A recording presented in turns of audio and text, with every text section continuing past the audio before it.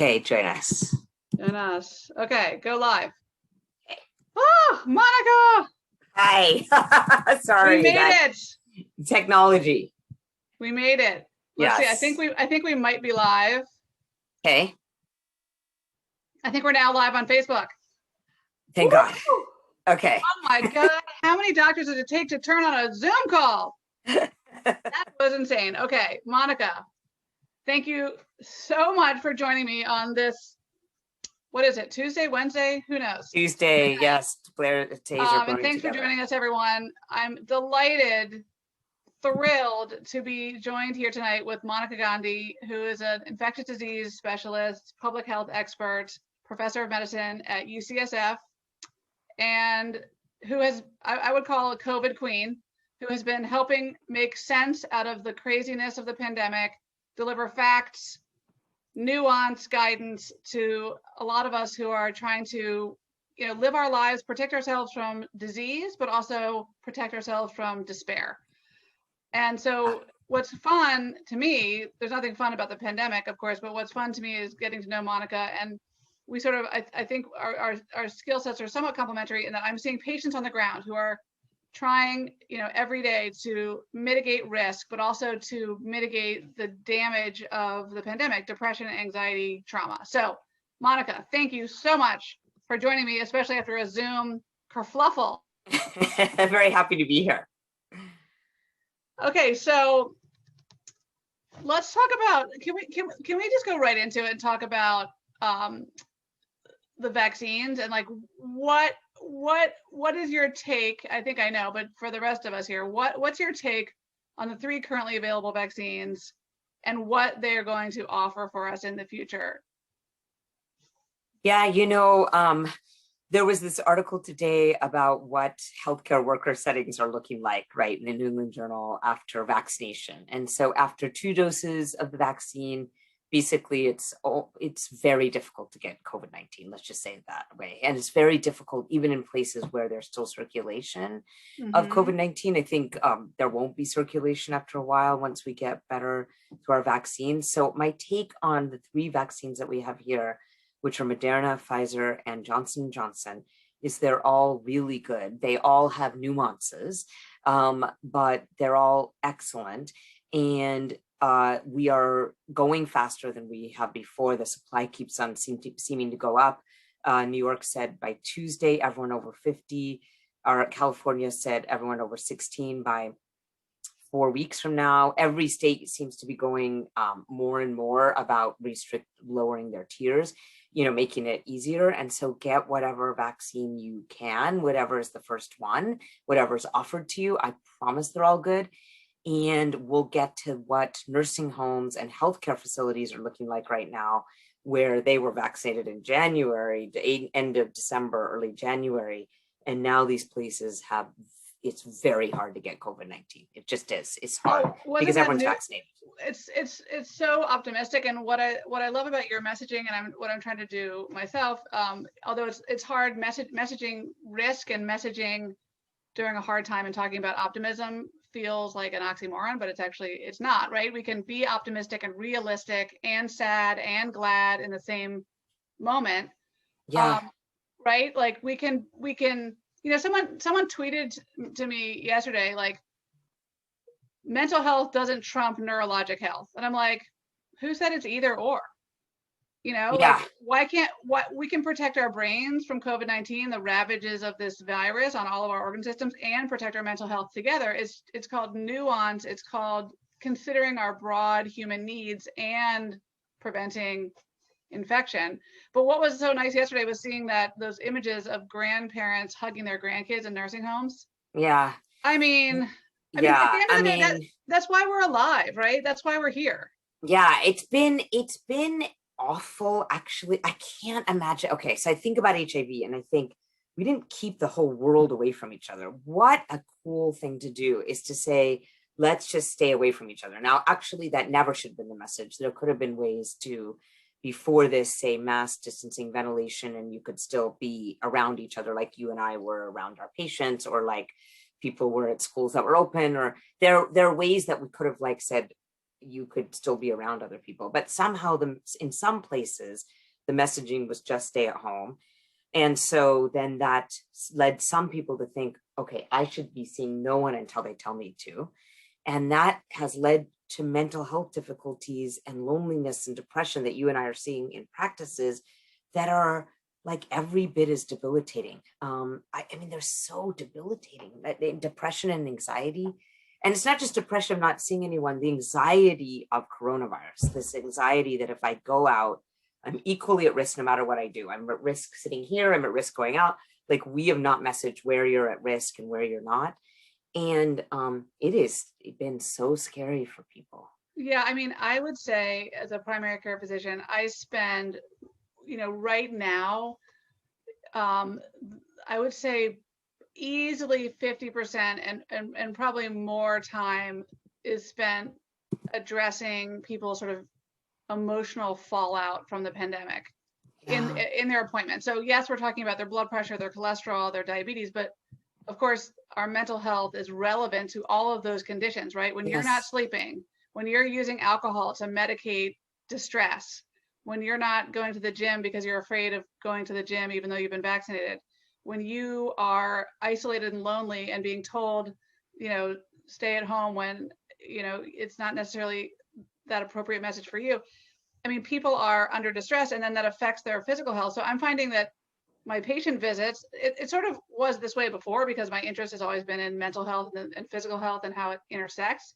But more than ever, I mean, no one is immune to the trauma of the pandemic.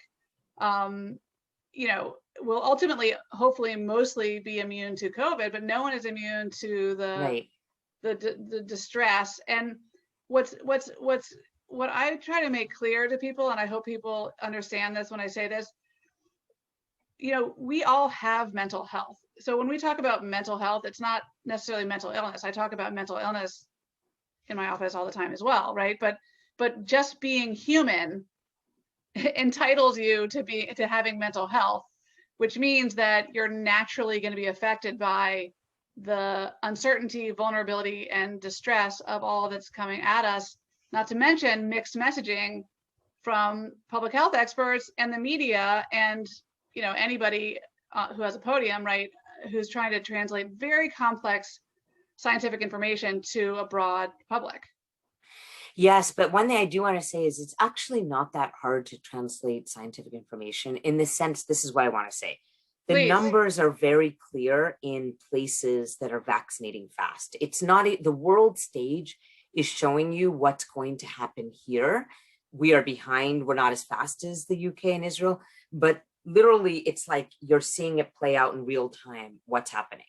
And there's no way to deny it. Vaccines work, they work profoundly to decrease hospitalization so that everyone who's still left in the hospital in these two settings are people who are unvaccinated. And then it will catch up, and cases will also decline. Just there was this moment in time in Israel where it was like, oh no, the cases aren't coming down as fast as the hospitalizations. Well, that doesn't occur as fast. And there was actually a whole month where people were like, this isn't going to work, this isn't going to work, this isn't going to reduce spread. And then it caught up, and then quickly the cases with a certain level of vaccination, I don't know what that magic number is, maybe 35% or something that's a little bit higher than we have here.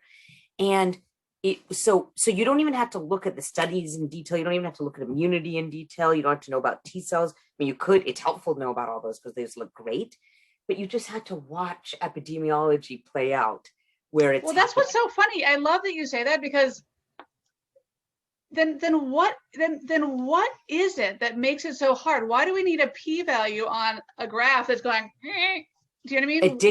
Addiction to fear, I think. Yeah, that's what's so interesting. So awful. Yeah. It's been so awful, right? And so you can't imagine things can get better. And then anyone who takes up that refrain that it's still bad, or that we're going to get really deep into the science of like a couple of some mutations along the spike protein, though T cells work against like 20 epitopes on a spike protein, then you can get into the weeds of that, and that gets a lot of coverage. And there can be media reports on that, but you just have to watch reality, the numbers, where it's going faster. Well, that's what's so cool is that the clinical trial data on Moderna, Pfizer, and J&J was astonishing. And then, but people were picking apart the data when, like, if you had said in July 2020, we'd have half as good vaccines. And then we have these variants. And so why the general public knows the words B117, B1351, I know. P1, like that would be like me going through your underwear drawer, Monica, and like taking the lint out of it. And like, I don't need to know that. I just need you to be a doctor and like show up at work. No, in fact, it's so unfair for people to be talking about those exactly right. That is actually like talking about something that's technical and really isn't affecting the vaccine efficacy because we're seeing day it to day. And it's that kind of level of detail is making people hung up on things as opposed to just watching the numbers in real life happen right now.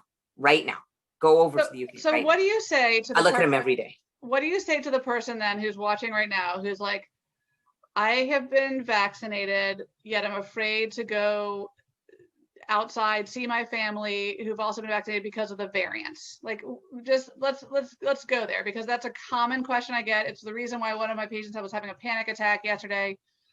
The variants, as you call them, the scariants. Like, let's talk us through why we don't need to have adrenaline coursing through our veins because of these variants. Yes, because essentially, to put it really cleanly, all the vaccines are effective against the thing that makes you so scared, which is to get severe disease, which is to get really sick. And that is understandably, you should be scared of that. That happened to a lot of people. People died. Was a terrible virus. But the vaccines, Johnson & Johnson, Moderna, Pfizer, actually all of them, Novavax, Sputnik, AstraZeneca, all of them are almost 100% effective against keeping you from getting very sick, likely because of the T cell response that's evoked because of these vaccines. I'm not just imagining the T cell response, not only is that the main way that we fight viruses in the world, that's how our immune systems work, but the phase 1-2 trials actually took the trouble to measure the T cell responses. Boy, they didn't do that with measles. We didn't have that technology, flow cytometry, to measure T cells, but they did measure the T cells, and they all very actively increase your, create vigorous T cell responses, SARS-CoV-2, CD4, CD8 T cell responses. Then you go to the lab and you say, okay, are these variants, if I'm vaccinated, do my T cell responses work against the variants? And the answer is a very simple yes. They just do. Even in the AstraZeneca trial, buried in the South Africa New England Journal study of the AstraZeneca trial, they said, oh, actually the T cells we just measured, and they work very well against the B1351, the South Africa variant. We know that CD4 and T cell responses are very complex, and they work across the whole spike protein. So even if you have 9 mutations on the spike protein, they're still working across multiple parts. These vaccines will work against the variants. And so then, you know, my parents are here right now. They have come from Utah. They are fully vaccinated. I'm fully vaccinated. My children are not susceptible to severe disease. They're not vaccinated. And so we are following the CDC guidelines, and they've come and seen me. And they are experiencing a miraculous new world. They are like hugging the grandchildren all the time. We went out and went to restaurants, for example. We feel secure in this science of these vaccines. We feel so secure. And yes, there was this element of, by people in my family, wait, should my 86 and 80-year-old parents travel? Well, yes, they should, because they've been fully vaccinated. I feel very comfortable, and they are. Well, as I'm saying to my patients who are saying, what can I do when I'm vaccinated? It's like, I mean, anything. If you've been vaccinated, your chance of getting COVID-19 goes way, way down. It's not 5%, it's lower than 5%. When we talk about 95% efficacy of, say, the Moderna or Pfizer vaccines, that doesn't mean in a single individual 95% reduction. It's more than that. Yes. The absolute risk reduction in a single human being. Although, I mean, the point is that it's very, very, very unlikely that you would get COVID-19 at all, period.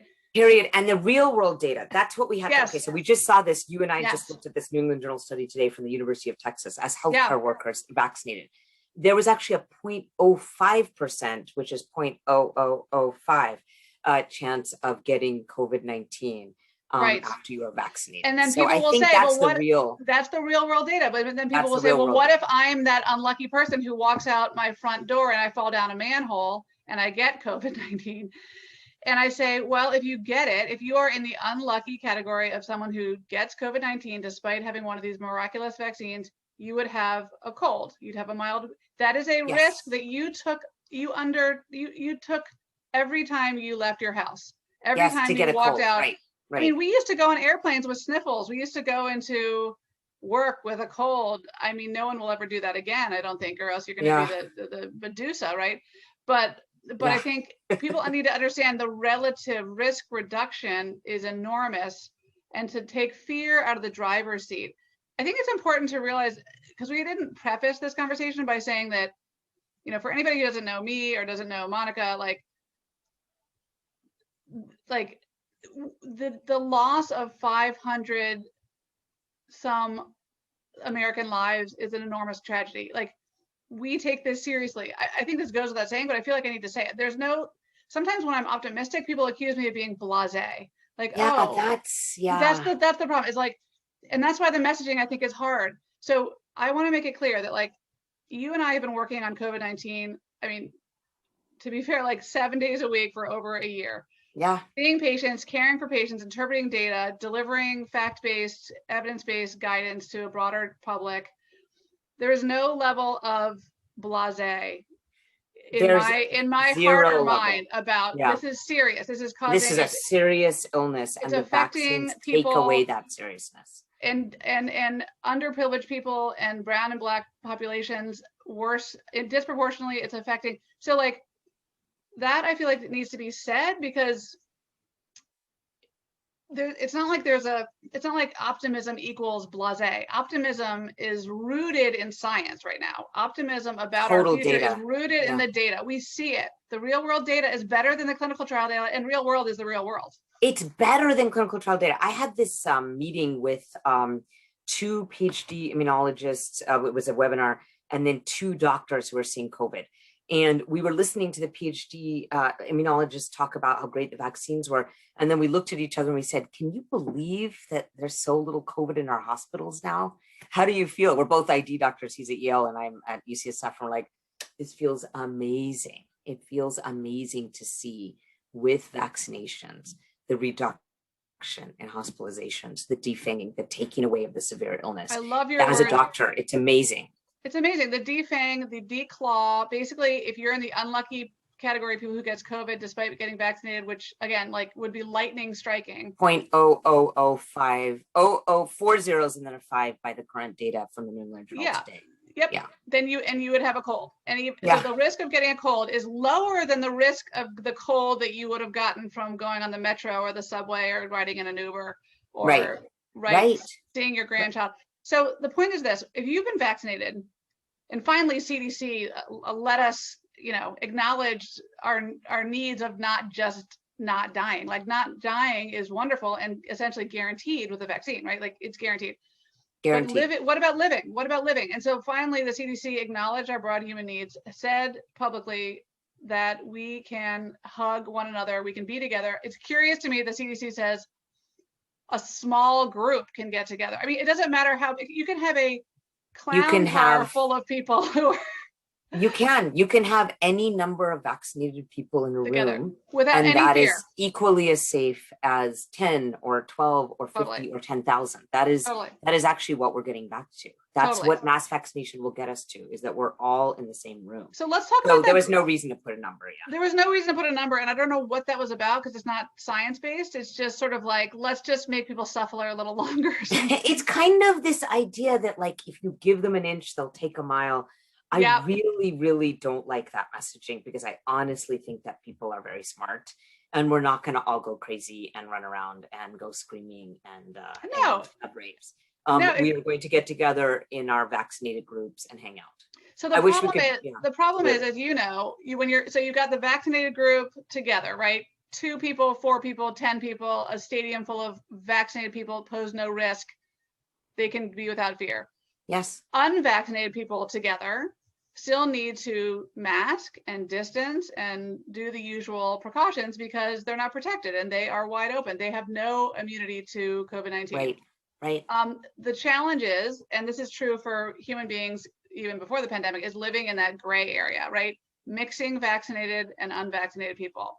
So this is where, I get the most questions. Like, okay, I've been vaccinated, my husband's been vaccinated, my kids haven't been vaccinated. We're going to get together with another family. Their kids are teenagers and they're not vaccinated. Can we do it? So how do you answer those questions? And I'll say the first thing I tell people is I can't tell you what to do. Although I love telling people what to do. I love telling my husband what to do. I love telling my kids what to do. But our job is to frame it, right? To say, okay, yeah, just like we say, here are the risks and benefits of this. Here are the risks, and then you decide. Yeah.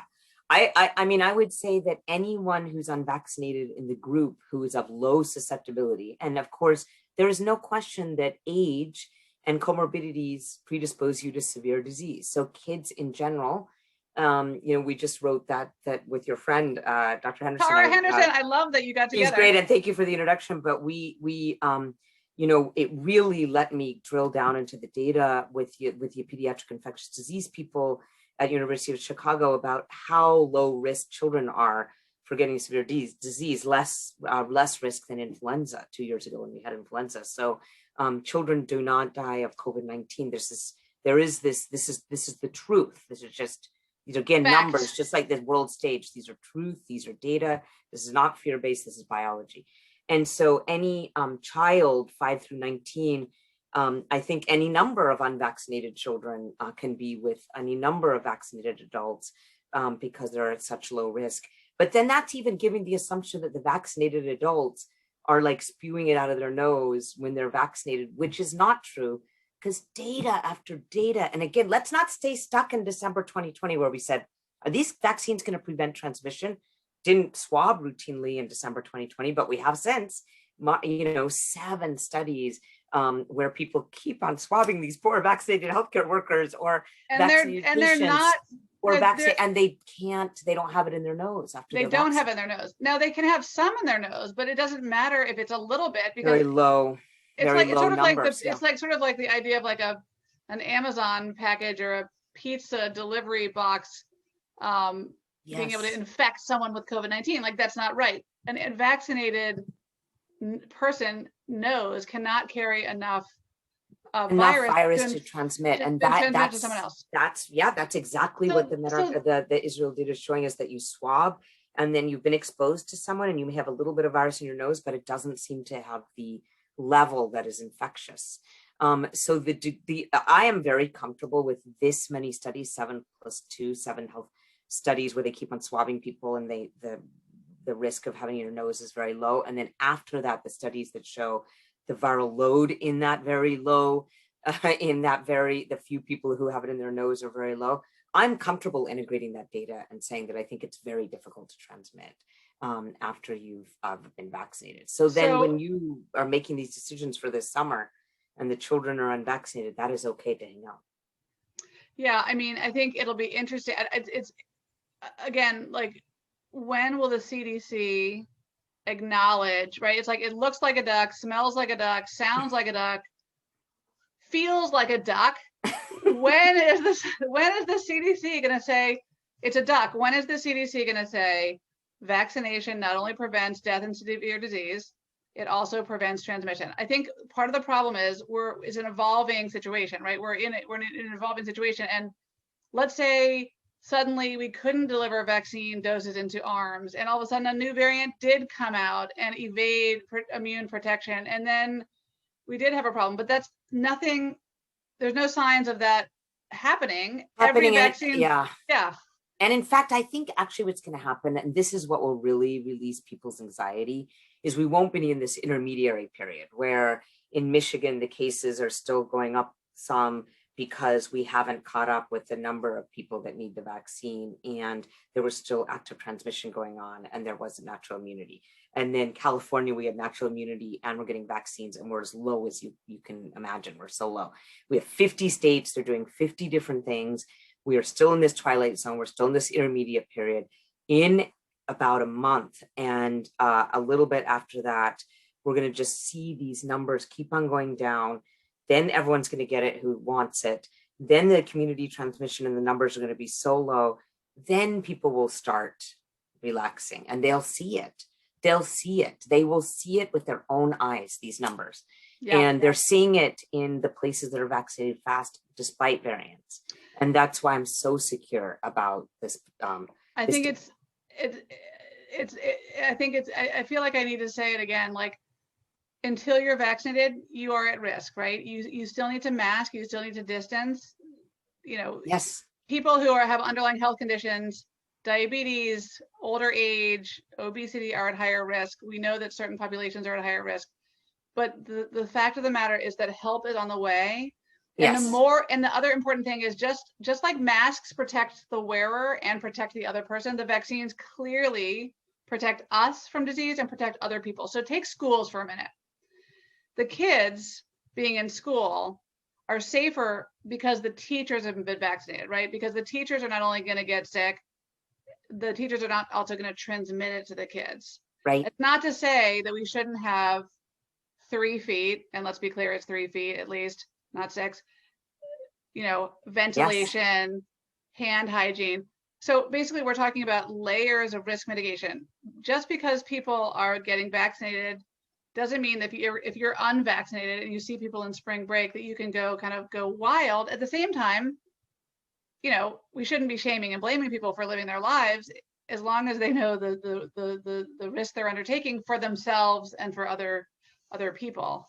That shaming and blaming thing really leads people, like on spring break, to go away from the beach and then go inside. And that can really be a place of true transmission potential, because the 3 mitigation procedures, like you said, are mask, ventilation, and distancing.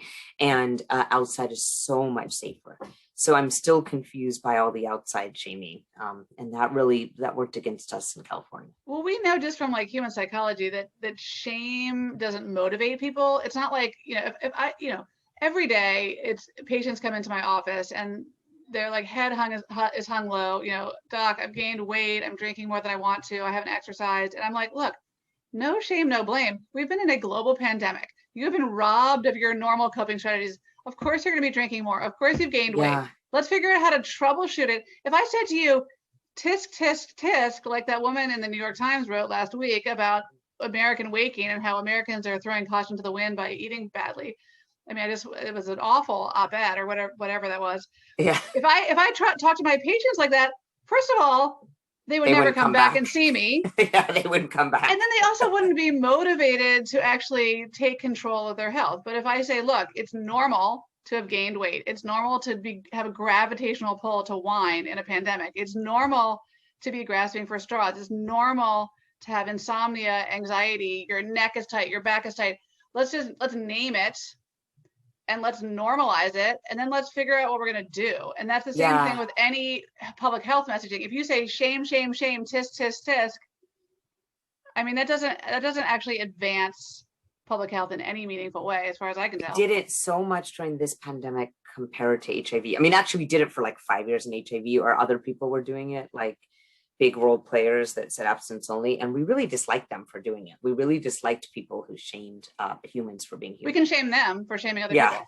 Yeah, so we shouldn't have done it here, and now there's no room for shame. Now you're absolutely right. Out in public, we're going to mask and distance as we are with even vaccinated people, because we don't know who's vaccinated, we don't know who's not. We're in that intermediary period.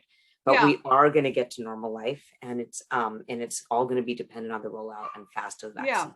What's interesting to me too, just in terms of human psychology, is when we're under distress, when we are faced with a threat like a pandemic and all the losses we've experienced, it's human nature to overestimate risk, and then sort of still kind of want what you want. Like, we're in we don't estimate risk well in general. And then we also do it really badly when we're anxious. When we're anxious, like the anxious brain makes you stick to the worst case scenario. Like, oh my God, my friend, was in bed for a week after Moderna. So like, therefore it's a bad vaccine. Do you know what I mean? When like the data is clear that it's good. Yeah, absolutely. And we're all in this period right now because people are so miserable. It has been so hard. By the way, public health officials are miserable too. Everyone's miserable. So that makes you stick to the worst case scenario. It also makes you have this cognitive distortion where you have causation you think that just because something happened at the same time that it's causal. Like it actually rained the 2 days that I got my Pfizer vaccines. And so I could tweet out, the Pfizer vaccine makes storm clouds gather.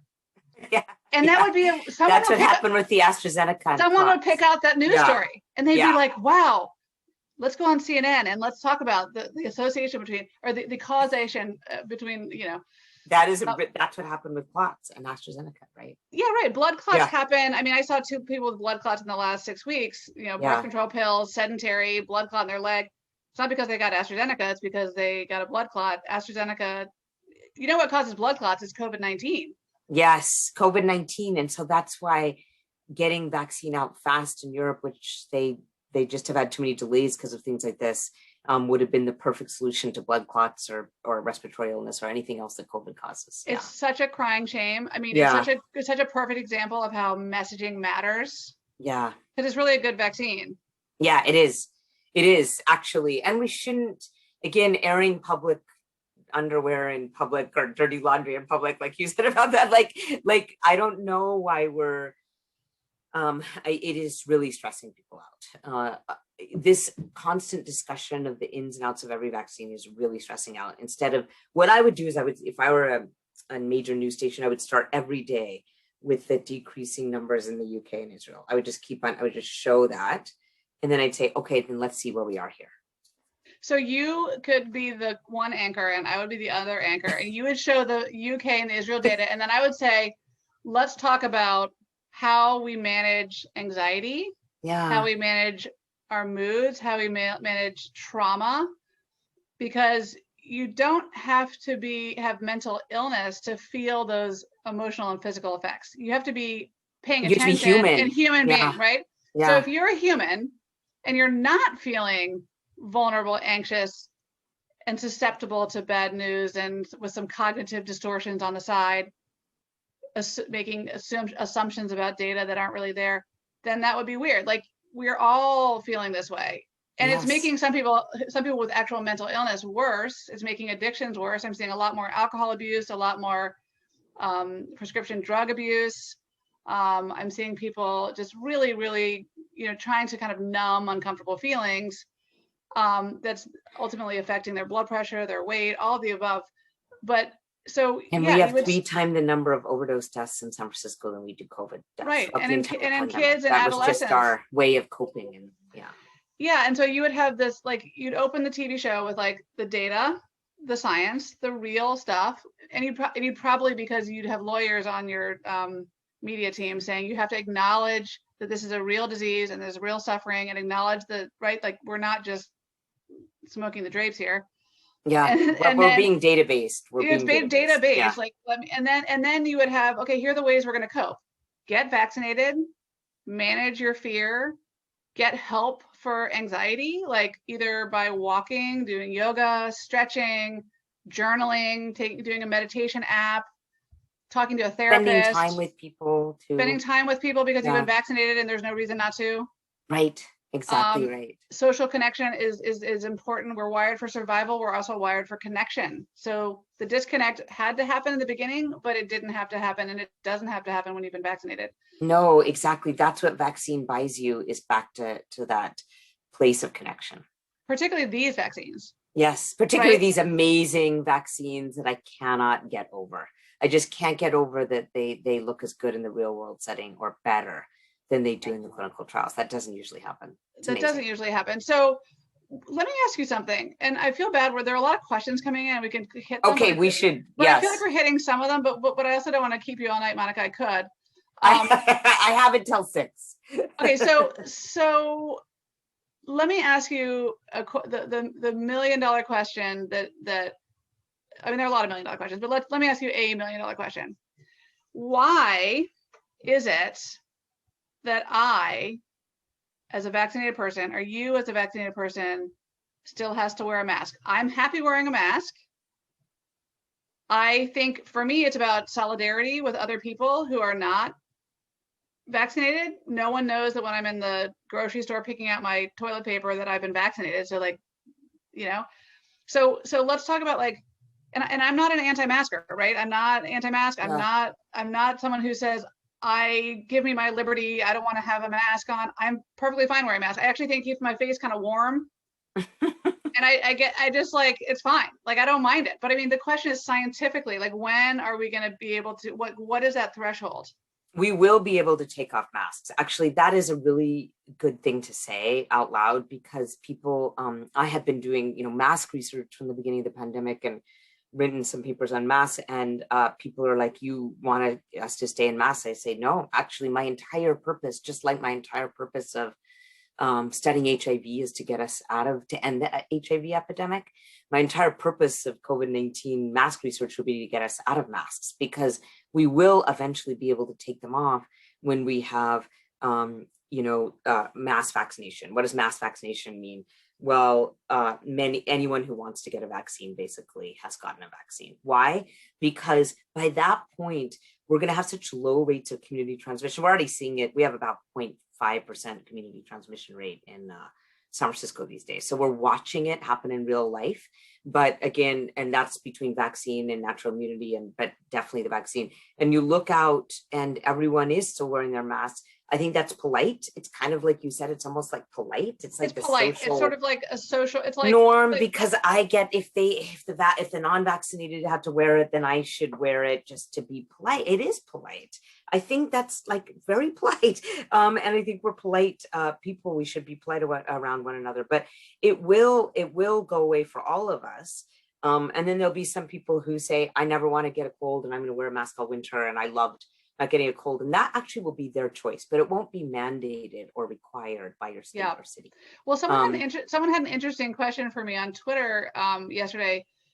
Do I think, like, if doctors stopped masking once they were vaccinated, would that then advance the kind of confidence? Would it display our confidence in the vaccine and its ability to protect me and to protect others?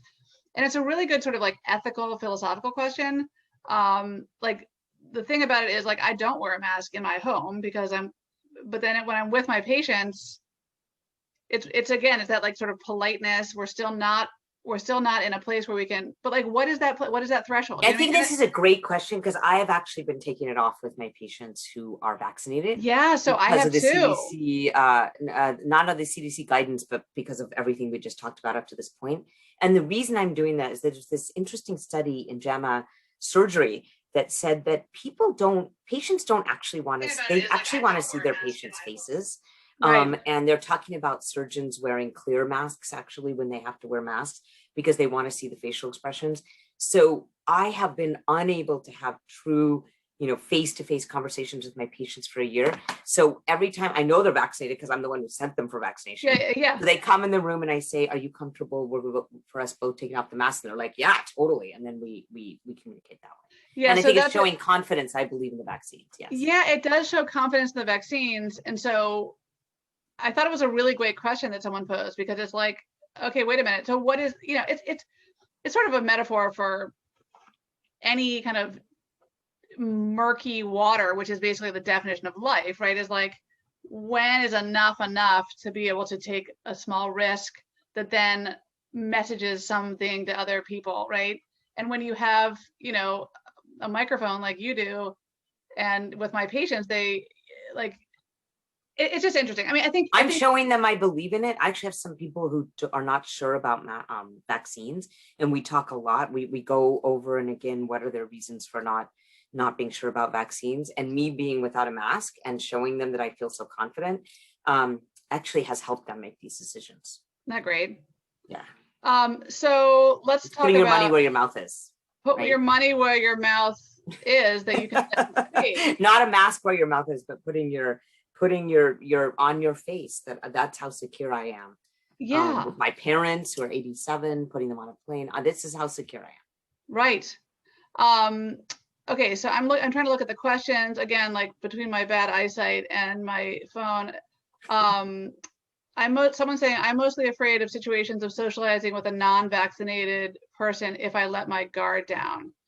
But if they're vaccinated people altogether, there's no risk. There should be no fear. I mean, if you have fear, it's something you need to work on. The fear is the problem, not the virus. Right. Mixing unvaccinated and unvaccinated people is, of course, there's risk involved with that. But again, you have to assess the risk of the unvaccinated people and make sure that they are consenting, right? Like if you're in a private situation, that denotes consent, that someone has come to a, say, 4th of July barbecue, which, Ashish Jha says we're all going to be fine by then. But let's say if someone shows up to your home for an occasion, like a Passover or Easter lunch, and they're not vaccinated, they're assuming some risk if they're going to be indoors. But you can mitigate that risk by being around people who are vaccinated, or by and by distancing and by keeping the windows open if you're inside. Open. Yeah. So I think we know well how to mitigate risk. Yes. And it's such a low risk anyway if you're vaccinated to pass it on to that person. So you can also explain the data to them that we've all gotten on this call, and then they can decide. That's right. That's right. So can we talk for a second about, so one of the bees in my bonnet, I have a bee in my bonnet about just about every day about something different, but one of them is about the arguments that we don't, so two things. One is that we don't know enough about long COVID, particularly in kids, to be allowing them back in school or to be, taking risks with our kids because of the risk of long COVID. And what is upsetting to me is that while I 100% believe long COVID exists in kids, we see it, I have adolescents who have it, the relative risk of COVID-19, long COVID in kids, compared to the enormous emotional devastation to our kids from being in lockdown and being isolated and out of school, it's like apples and oranges, right? So you're taking the data is really overwhelming for so the like mental health what is it, effects 288 kids in the US have died from COVID-19. That's 288 more than should have died, right? Or that we would want to die, right? Like you want no kids to die, right? But the suicide rates, the rates of depression and despair, and that's only from kids we know about, right? Like there are a lot of kids who are suffering silently, and that's the definition of really bad suicide depression, rates right? are much higher. Yeah. So we need to understand that not sending a kid to school, not allowing them to partake in some activities because of the potential risk of long COVID is maybe overestimating risk when you look at the psychological risks of isolation. It's not to say that long COVID isn't real or that there are risks associated with COVID-19 that go beyond just the acute illness. But there's something about kids and long COVID that's coming. I don't know if you're seeing people freaking out about it. There are two things that are happening. I've been talking to the people who are studying at UCSF, what are they're calling it post-acute sequelae. And they say that, I'm not involved in that cohort, but they already have a paper on this, that it seems that people who've gotten symptomatic COVID are the ones that present to medical attention who afterwards have symptoms. So there are many, many people who are asymptomatic who never knew they had COVID, and they're not the ones presenting who then have symptoms after. So I think it is at least fair to say that reducing symptoms from COVID and having severe illness, there's more post-acute sequelae. Is that the article in Nature that came out? The one that it's about viral load. It's about your actual virus in your body, right? And that's the Nature paper. And then they have it, and then the group in my division has another paper that shows the same thing. And since children are so much less likely to get symptomatic COVID, in fact, that's why they don't manifest with these severe illnesses. Thank God, because again, it's a little bit mysterious, but it's not like a disease that affects the old and the young. Like some new novel infections, it's a disease that affects the old and not the young, spares the young. There's true age-related mortality that goes up with time, and it's very low in the young. Yeah. So they aren't likely to get the severe symptoms that can lead to the symptoms after. And beyond that, you're right that every risk is, I think, how much socialization that seems to be needed in adolescence, and so much socialization that's needed among kids, because it's how they, as primates, they form their facial cues and everything else. They're forming themselves at this time. They need this socialization. So people, when they say, oh, it's okay, kids are resilient, that's not what we've seen from the mental health data in children from being out of school. We've truly seen the increasing rates. I mean, it's really acute here in the city, in my city, because the kids have been out of school and there's not a clear opening date yet for them. So we have seen that the ER is panicked about the number of children and adolescents presenting with suicidal ideation. Yeah, so I mean, it's intense. And then, you know, you and I both know about all the data on, you know, the physical and emotional manifestations later in life due to adverse childhood events, or ACEs, or adverse childhood events. Childhood trauma is like a major cause and major driver of adult cardiovascular disease, you know, diabetes, hypertension, cardiovascular disease, not to mention, and there's all this data post 9/11, not that you can compare COVID to 9/11, but like in terms of like collective traumas, the amount of heart disease that grew out of, so it's emotional, it's physical. In 1918, all the kids who grew up who had been through the 1918 pandemic, they had such early rates of cardiovascular disease. That's right. And it was from exactly what you just said. It's trauma. From getting influenza, it was the trauma. Right. So we have to think hard when we're making decisions about, in my humble opinion, and I think you agree, we have to put our mental health into the equation, into any decision-making rubric when we're deciding how to do things. It doesn't mean you should flout the rules. It doesn't mean you should throw your masks, throw caution to the wind if you haven't been vaccinated. It doesn't mean you shouldn't care about other people. It means that you just need to, you know what your needs are, what your basic needs are, and not apologize for having needs to socialize and for doing it when you're vaccinated, because it's completely safe. So completely safe and so completely normal to need to be together. Yeah, I think, the nursing home data is really convincing about how much dementia has progressed during this time, and other heart medical illnesses in the context of not seeing families. And so these reuniting of families now that nursing homes are fully vaccinated is very important. And these hugs are like really important. They're like gold. These people bursting into tears after not seeing their family. So it is time to bring people back together after vaccination. It is. And on that note, the last thing I'll say is, the dementia is exacerbated by isolation, loneliness.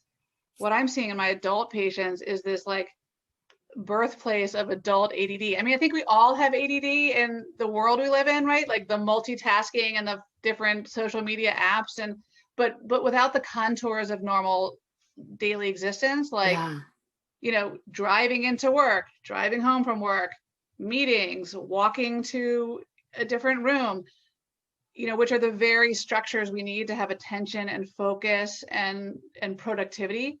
I'm seeing people really struggling. People come in all the time. They're like, do I have dementia? I can't remember anything. I can't remember where I put things.